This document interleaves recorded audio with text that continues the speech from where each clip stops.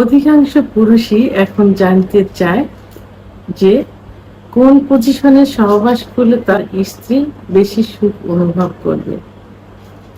বাংলাদেশ সহ এশিয়া মহাদেশের অধিকাংশ পুরুষই যৌন অক্ষমতায় ভুগে থাকে। তো এই যৌন অক্ষমতার কারণে দেখা যায় যে অধিকাংশ মহিলারাই অর্থাৎ তাদের স্ত্রীরা পরকীয়ায় লিপ্ত হয়। স্বামীর সঙ্গে ভালো সম্পর্ক থাকে না, পারিবারিক কলহ থাকে, অশান্তিতে থাকে। তো সেই ক্ষেত্রে পুরুষ বিভিন্ন পন্থা অবলম্বন করে তার স্ত্রীকে একটু সুখ দেওয়ার জন্য, কারণ তারা মুখ ফুটে বলতে পারে না এবং লজ্জা পায় চিকিৎসা নিতে, যে কারণে বাজারে গিয়ে একটা অন টাইম ফার্মেসি থেকে কিনে এনে খাইতে থাকে। একটা সময় অন টাইমে কিন্তু কাজ করতে পারে না, অর্থাৎ কাজ করে না। আবার দেখা যায় যে কিছু হালুয়া এই জাতীয় কিছু চিকিৎসা নেয়, বিকল্প ধারার কিছু চিকিৎসা নেয়, যে চিকিৎসাতে যে কয়দিন ওষুধ খায় সে কয়দিন ভালো থাকে, ওষুধ শেষ হয়ে গেলে আবার আগের মতো হয়ে যায়। এমন হয়ে থাকে যে আগের থেকে বেশি খারাপ হয়ে যায়। তখন তারা এবং স্ত্রী তখন তাদের মানে অবাধ্য হয়ে যায়, তাদের সাধ্যের ভিতরে থাকে না, আয়ত্তে থাকে না।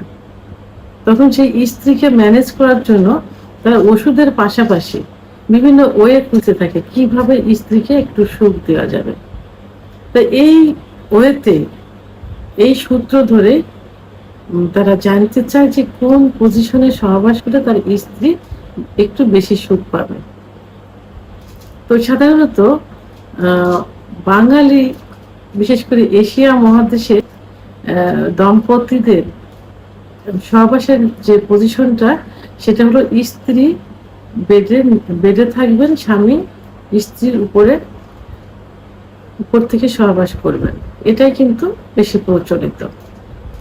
তো সেই ক্ষেত্রে যদি স্বামী যৌন অক্ষমতায় ভোগে, বিশেষ করে যদি দ্রুত বীর্যপাতের সমস্যায় ভুগতে থাকে, তো উপর থেকে সহবাস করলে সাধারণত পুরুষ যদি উপর থেকে সহবাস করে তাহলে তাদের শক্তিটা বেশি লস হয়। এবং যদি মোটা থাকে, যারা বেশি মোটা থাকে তারা অনেক সময় হাঁপিয়ে যায়। আর মোটা থাকলে কি হয়, তাদের লিঙ্গ আকৃতিটা কিন্তু ছোট হতে থাকে, ছোট হয়ে যায়। তো সেই অবস্থায় যদি উপর থেকে স্ত্রীর সঙ্গে সহবাসে লিপ্ত হওয়া যায়, তো অনেক স্ত্রী কিন্তু স্ত্রীর ভিতরে যে জরায়ের মুখটা থাকে, যে জরায়ের মুখে যদি স্বামীর পুরুষাঙ্গটার ঘর্ষণ লাগে তাহলে সুখ অনুভব করে।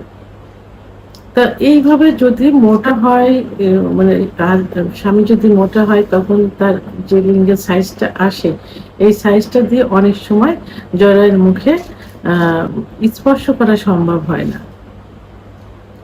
এবং স্পর্শ করার আগেই স্বামীর বীর্যপাত হয়ে যায়। তখন কিন্তু স্ত্রী সুখ অনুভব করে না। সেক্ষেত্রে স্বামীকে কি করতে হবে, একটু টেকনিক অবলম্বন করতে হবে। তো সেখানে নিজে শুতে হবে। যারা মোটা থাকে, যাদের দ্রুত বীর্যপাত হয়ে যায়, যাদের সহবাসে স্ত্রী সুখ পাচ্ছে না, তখন কি করতে হবে, স্বামীকে শুতে হবে, স্ত্রী উপর থেকে যৌন কার্য পরিচালনা করবেন। এতে কি হবে, তাদের কাঙ্ক্ষিত যে চাওয়াটা থাকে, অর্থাৎ যে জরায়ের মুখে স্বামীর পুরুষাঙ্গটা স্পর্শ লাগবে, এটা কিন্তু খুব ইজি ভাবে তারা নিজের আয়ত্তে এনে সেই স্পর্শটা কিন্তু তারা করাতে পারে। কারণ তখন যৌন কার্য তার আয়ত্তে থাকে, তারা ইচ্ছা মতো এরা ব্যবহার করতে পারে। এবং তাদের যে জি স্পট জায়গাটা থাকে মহিলাদের, সেই জি স্পট জায়গা, অর্থাৎ যেখানে ঘর্ষণের কারণে বীর্যপাত হয়, সেই জি স্পট জায়গাটা কিন্তু থাকে প্রসাবের যে স্থান থেকে, প্রসাবের স্থানের নিচে। সে নিজে, স্ত্রী যখন সহবাস করবেন তখন তিনি নিজে ইচ্ছাকৃতভাবেই সে উপরের দিকে ধাবিত করে যৌন কার্য পরিচালনা করতে পারবেন। এতে কি হবে, তার খুব দ্রুত বীর্যপাত হয়ে যাবে, এবং এতে স্ত্রী খুব তার শক্তিটা লস হবে, সেও সহজেই বীর্যপাত ঘটানোর জন্য চেষ্টা করবেন, এবং তার নিজের আয়ত্তে পুরো যৌন কার্যটা রেখে নিজের মতো করে পরিচালনা করবেন। এবং মেয়েদের সেন্সিটিভ একটা জায়গা থাকে কিন্তু, যখন ফোর প্লে করার কাজে সেটা ব্যবহার করে ব্রেস্ট মানে স্তন।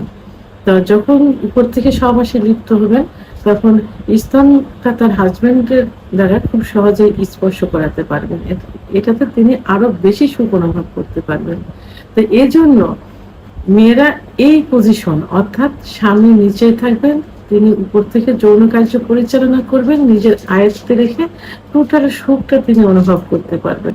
আর এই পজিশনটাই তার কাছে সবচেয়ে সুখের মনে হয়। তো ভিডিওটি সম্পর্কে যদি কোনো মতামত থেকে থাকে অবশ্যই কমেন্টসের মাধ্যমে জানাবেন। আর ভিডিওটি ভালো লাগলে লাইক, কমেন্ট, সাবস্ক্রাইব করে আমার সঙ্গে থাকুন। আল্লাহ হাফেজ।